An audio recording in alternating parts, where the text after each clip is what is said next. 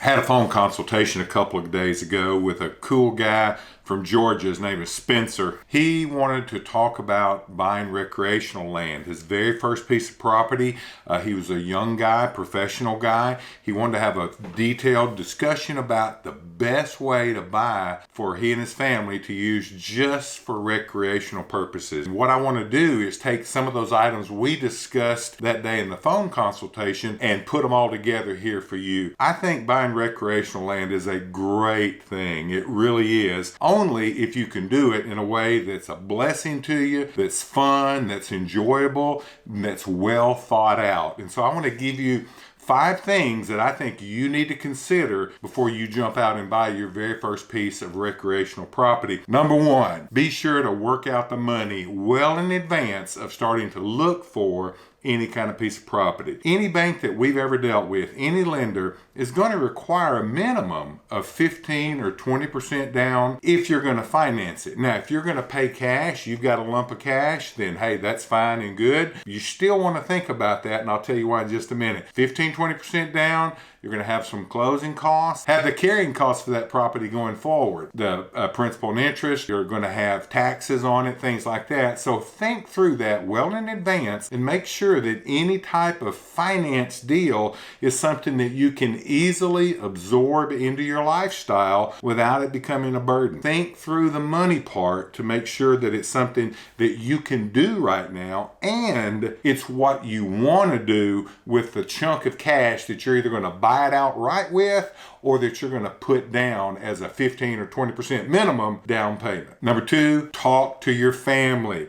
Be sure your family's on board with this kind of deal.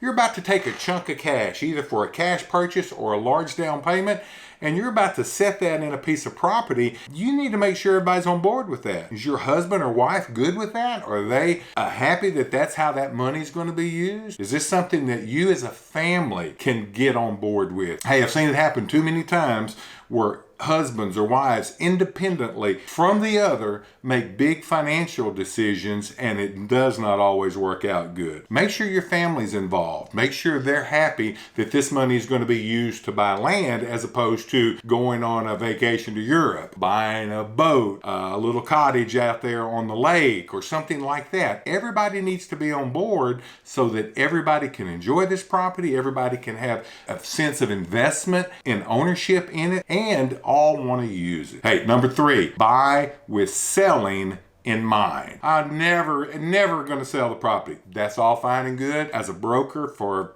about 15 years now, I have heard that speech before. I have helped no telling how many people buy a piece of property. They were buying it for their first time, going to keep it forever. Then a few years later, they call me back and they're ready to put it on the market. I've got a lot of repeat business from people who are never going to sell their property. So take it from me, an experienced land broker. I'm 57 years old. It's not my first day on the planet. Life changes. Things happen. And that land that you may be buying today to enjoy for the rest of your life and pass down to your kids and grandkids, something may happen. Life could throw you a hard curveball and you've got to get rid of that property, or suddenly you get to the point that really nobody's using it and you're now the only one that's dealing with it and you don't want to keep dealing with it, and maybe it's time to sell that property. And there's nothing wrong with that. It's just part of life. It can happen. So the smart thing to do is buy with the selling in mind. Think through what you got to do to buy a piece of property that you can sell easier down the road if you have to. Now, what I encourage people to do with that thought in mind is make sure you buy a property with good legal access. Now, you and I, we may be used to dealing with timber road access and historic access and things like that, and that doesn't scare us or make us squeamish. There are a lot of folks that will not touch a piece of property that doesn't have a black and white, clear, deeded access or frontage to a public road. And a lot of banks won't loan money on a property that doesn't have access. So you're making it harder to sell that property if it doesn't have legal deeded access. So if possible, make sure it's got utilities at least available to the property very nearby. Now, you may never want electricity on your property. You might want to just use it for a place to take your kids camping, and you're going to say, man, we're going to just turn off all electronics. We're not going to have any electricity when we go camping, and that's great. That doesn't mean you can't buy a property that doesn't have access access to nearby electricity or access to nearby water. Because when it comes time to sell it, the next buyer most likely is going to want or appreciate easy and feasible access to utilities. And make sure that the property is accessible. And so you want to be able to create some trails, easy access not only to the property but within the property. You want to be able to show off all the features of that tract if you ever have to sell it. Now that cuts two different ways. Those trails that you create so that somebody else can see how beautiful your property is, you can also use while you're enjoying the property. Things like that go a long way to make your property a little more sellable if you ever have to do it. Don't think buying with selling in mind means you have to buy it at a ridiculously low price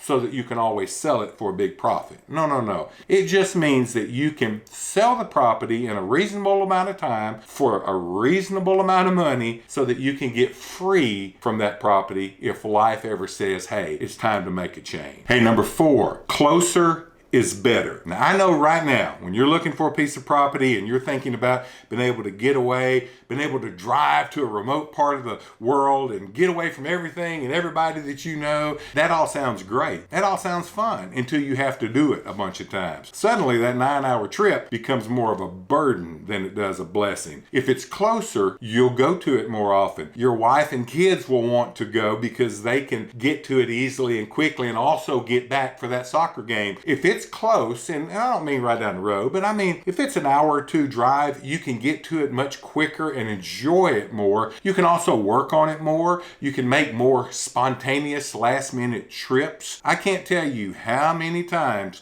we have sold property to people who've owned recreational property in much better places, but they would say, you know, Pat, that 9-hour drive is getting old. And they wanted to buy something a little closer to home. So consider that closer, usually for recreational property, is going to be better. Hey, the last thing I'll tell you, keep in mind that making modest improvements is probably the best way to go about it. Slow, steady little improvements. Don't go sink a bunch of money in it right away. Don't go build some extravagant camp on it that's going to cost you a lot of money and add more financial pressure. Remember what I said a minute ago. Always buy with the possible selling in mind. If it comes time to sell a piece of property, whether you want to or just have to, and you've got some exotic, expensive features on it that you've got a lot of money in, you're going to want to get that money out. Well, I'm telling you folks from experience, most people are not going to pay you what you think that stuff is worth. They're just not going to do it. They wouldn't have built that camp with an Italian marble flooring. They wouldn't have done that. They would have done something much more modest. So because you've sunk 50 grand in the flooring doesn't mean the next guy is going to automatically just add that to the check to make sure you recover your cost. Be modest in your improvements. Do things that will help your property, that will improve it, that will make it more enjoyable, but just think through what's reasonable. Keep the improvements modest so that if you ever have to sell it, you can, and you can recoup that money, and you can also make sure that it doesn't become such a financial albatross around your neck that what should have been a blessing all along has become a burden to you now. Hey, we've got a lot more videos about buying land, especially for new or first-time buyers. They're right there. Won't you check some of them out?